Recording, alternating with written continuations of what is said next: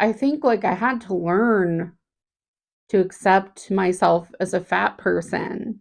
And then I had to learn to accept myself as someone with ADHD. And then I had to learn to accept myself as someone with autism. Welcome back to House of Slug. My name's Co. My pronouns are they, them. And let's talk about being a late bloomer and coming out as non binary and just coming out in general and figuring my life out. I didn't come out as non binary until I was 33. Although I did have some friends who I like confided in and told them. And at first I was like, oh, I'm, she, they, whatever. But I guess this sort of goes back further. I always thought being fat and queer was too much. And so as a kid, as a teenager, as a young adult, I was like, I'm already a lot. And it always felt like I was a lot to everyone. And then I thought, oh God, I can't be fat and gay. Like that's I'm already a lot and that's just going to be way over the top. Also, I think a lot of what took me so long to understand myself, my queerness, my everythingness, honestly, was I was so ashamed of being fat my whole life. I was born fat. I was not like a person who gained weight when they were older. I was a fat kid and a fat teenager and a fat adult. My fatness was always kind of the front and center. So that's not something you can hide. If you're a fat kid, it's pretty apparent usually that people really don't like you being fat. They'll just tell you. I was a fat kid who took dance classes, so I heard quite often how my size was ruining this dance studio or making a like, oh, why is that fat kid in my daughter's class? Like, oh, can we remove that person? They're making everybody look stupid. Like, these are comments I would hear pretty regularly. That sucked to begin with, but realizing that I was gay was like, oh, I don't have the capacity to be fat and gay. And that sucks. It sucks that that's how I felt for so long, but that's the truth. I felt like I just couldn't handle dealing with more scrutiny. I didn't think I would get emotional. Who am I kidding? I'm a Pisces and I cry constantly. I didn't think I would get emotional. Okay. Well, I'm emotional. And that's another thing. Because I'm super emotional. So coming out was hard because nobody likes when you cry. No, nobody likes when you cry. And so people are avoidant and they avoid telling you things when you're an emotional person. Where am I even going with this? Let me see. Sorry, I got to get the cry out. Oh no. I knew that I felt like I was bisexual at a young age. And it's not like I don't have religious trauma or like I wasn't guarded from queer people or gay people. I wasn't guarded from like television or movie shows with gay people. Like I grew up in a household that was basically atheist. They didn't say that, but we didn't have religion. It wasn't a part of my like life, or their lives. So it feels like a lot of people don't come out until much later in life because of religious trauma or something like that. And,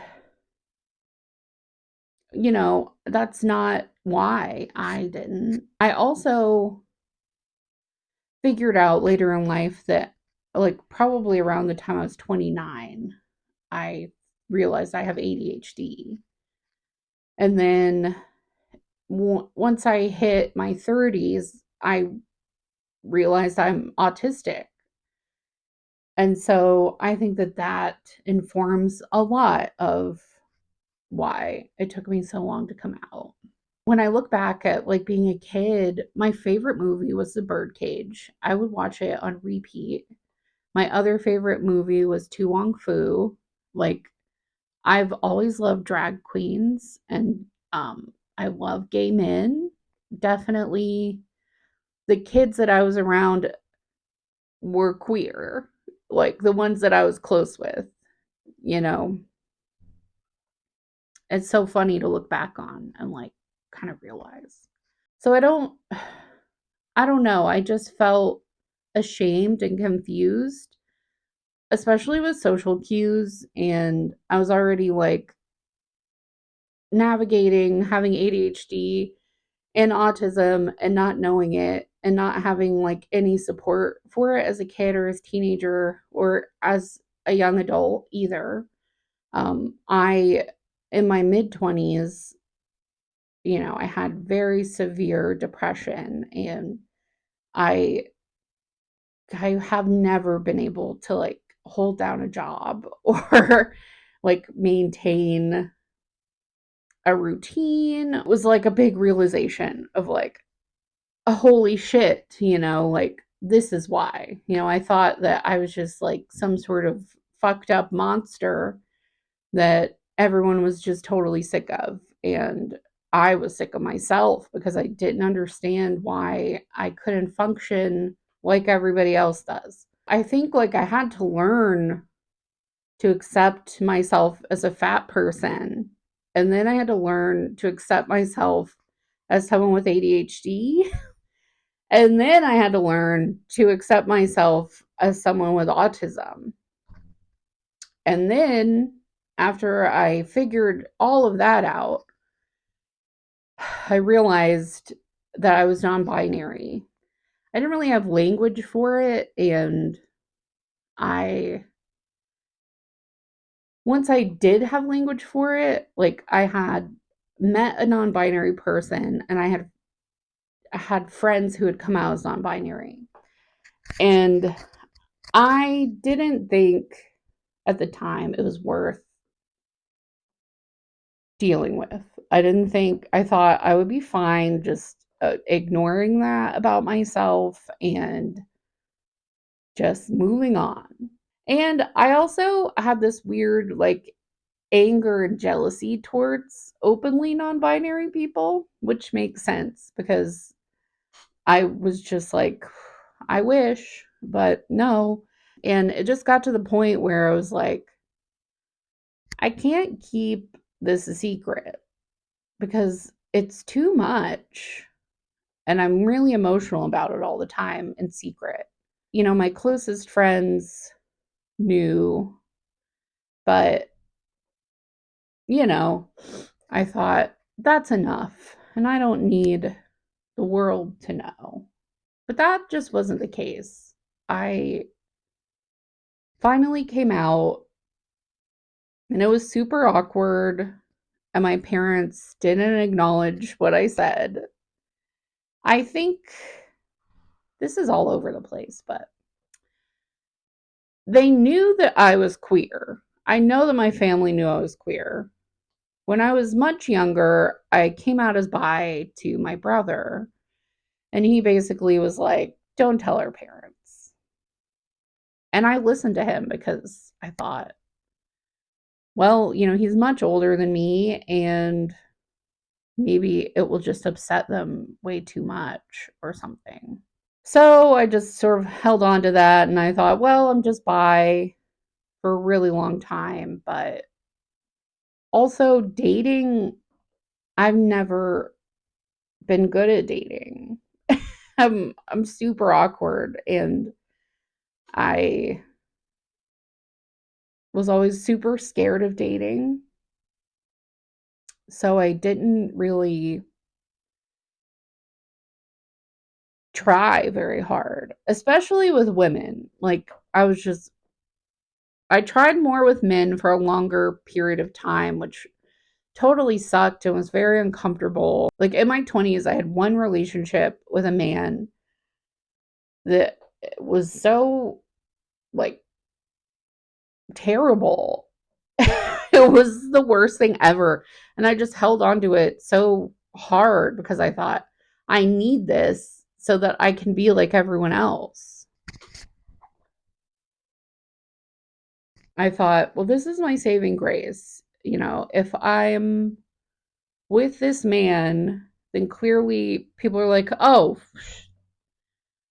good, fine, everything's okay. Because I have, you know, stayed single for much of my life, and the relationships that I have previously been in were very toxic, weird relationships with men. So I kind of wrote off relationships and I just thought, I think it's easier for me to be alone.